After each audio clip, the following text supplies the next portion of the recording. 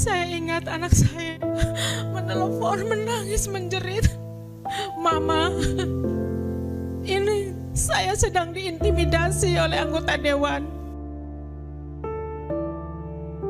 Bunuh secara perlahan sampai anak saya.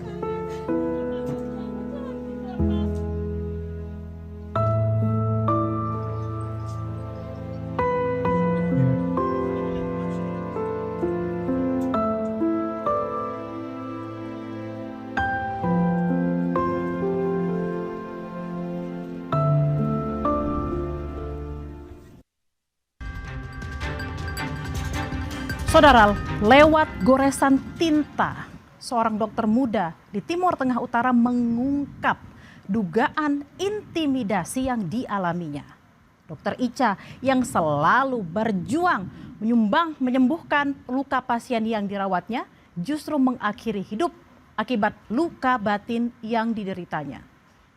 Dalam sebuah surat wasiat di akhir hidupnya, saudara, Dokter Ica mengadu tindakan intimidasi beruntun yang dilakukan anggota DPRD Timur Tengah Utara.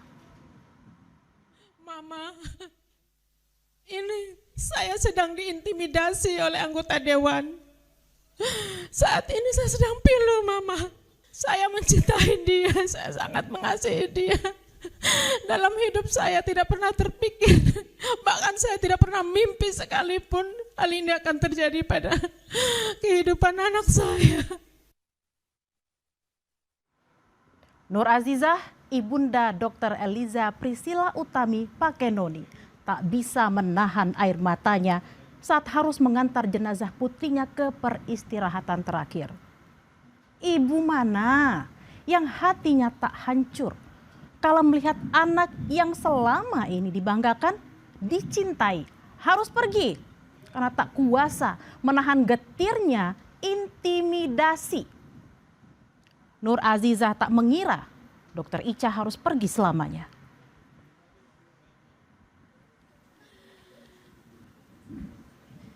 Sebelum Dokter Ica pergi, saudara, Nur Azizah mendengar cerita pilu adanya intimidasi dari oknum anggota DPRD Timur Tengah Utara saat ia menangani pasien keracunan bisa ular.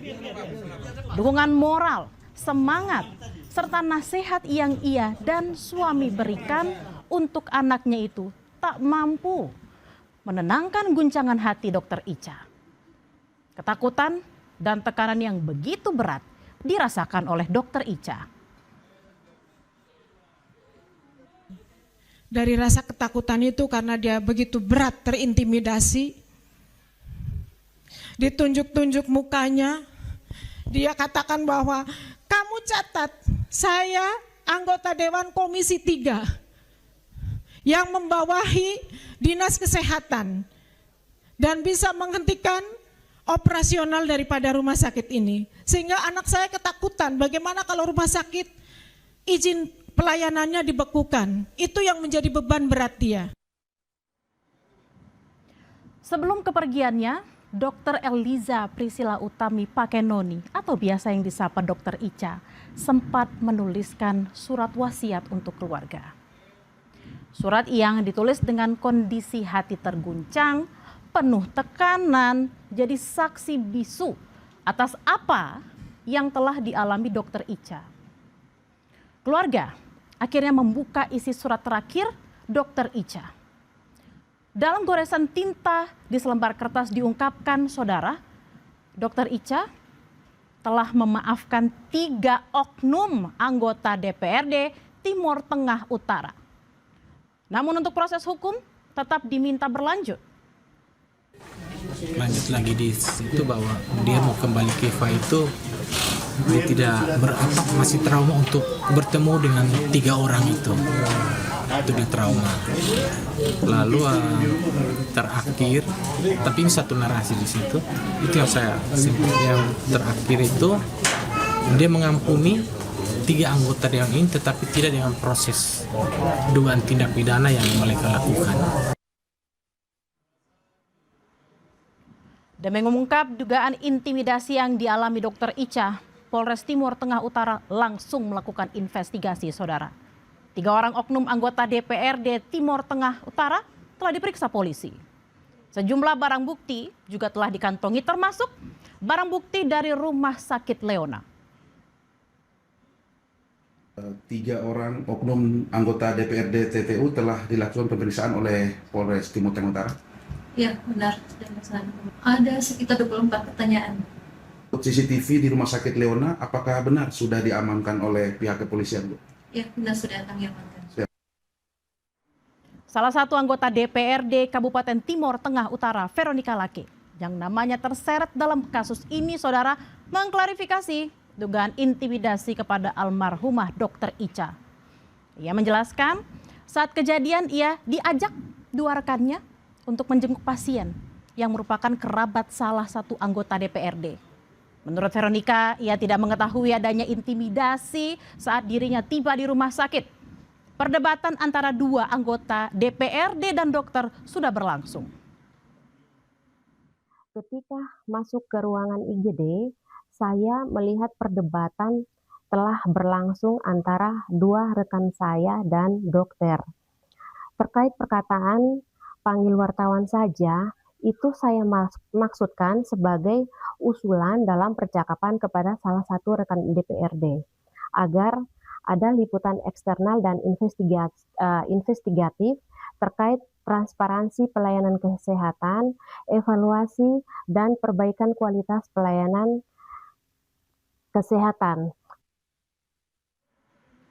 Sementara itu, Ketua DPD 2 Partai Golkar Kabupaten Timur Tengah Utara mengatakan Partai Golkar NTT belum bisa mengambil keputusan terkait dugaan intimidasi yang diduga dilakukan oleh kadernya Terensius Lazakar. Namun, pihak pimpinan Partai Golkar di pusat sudah memberikan atensinya dan meminta Golkar di NTT untuk memanggil kader yang bermasalah. Golkar pastikan akan kawal proses hukum yang berjalan dan siap memberi sanksi bagi kader yang bermasalah. Secara prinsip, Partai Golkar itu sudah merespon dalam hal ini langsung oleh Sekjen DPP Partai Golkar. Jadi responnya seperti yang kita ikuti media, bahwa jangan mentang-mentang jadi pejabat publik bertindak seolah-olah. Dan juga secara organisatoris beliau sudah meminta DPD Partai Golkar NTT untuk memanggil yang bersangkutan untuk dilakukan klarifikasi. Sementara itu pihak Rumah Sakit Leona tempat Dr. Ica mengabdikan diri masih bungkam, saudara. Padahal Bupati TTU telah meminta Rumah Sakit Leona untuk membantu proses hukum untuk mengungkap dugaan intimidasi terhadap Dr. Ica. Bupati TTU berharap ada sikap yang disampaikan oleh Dirut Rumah Sakit Leona terhadap kasus dugaan intimidasi terhadap Dr. Ica. Sementara saya perintahkan Dinkes untuk tahan dulu sampai dengan masalah ini selesai. Pihak Leona harus memberikan konferensi pers terbuka kepada masyarakat dan kepada umum publik terkait masalah ini. Karena saat kejadian ternyata di Rut RS Leona juga ada di situ. Dr. Ica kini telah pergi untuk selamanya, saudara. Namun luka batin masih terasa bagi keluarga. Usut tuntas dugaan intimidasi terhadap Dr. Ica adalah harga mati yang harus dibayar demi memenuhi rasa keadilan.